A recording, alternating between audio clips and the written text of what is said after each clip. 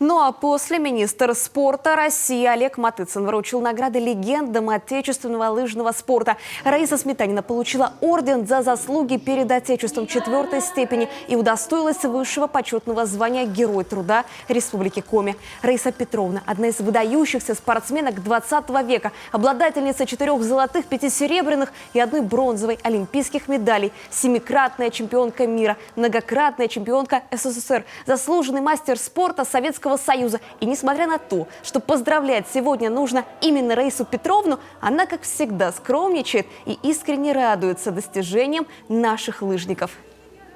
Республику хочу поздравить сегодня. Особенно порадовали наших болельщиков в эстафете. Наши ребята очень красиво победили с Коми флагом. Это гордость, конечно.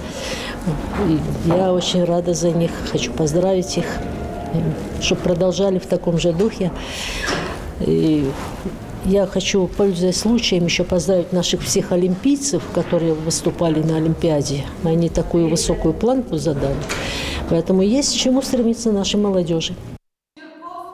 Также орден за заслуги перед Отечеством, но уже 2-й степени получил заслуженный тренер Советского Союза и России, мастер спорта, бессменный менеджер сборной России по лыжным гонкам Черковский Юрий Анатольевич. С его именем связаны многочисленные успехи нашего лыжного спорта. Среди его воспитанников победители, призеры чемпионатов мира и Олимпийских игр, универсиады, различных международных соревнований. Юрий Анатольевич, как никто другой, переживает за будущее лыжных гонок.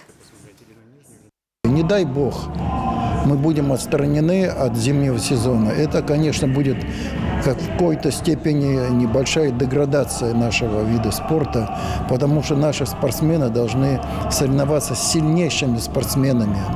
Ну, я думаю, что, да, мы в этом прогадаем, но я думаю, что и иностранные спортсмены тоже прогадают.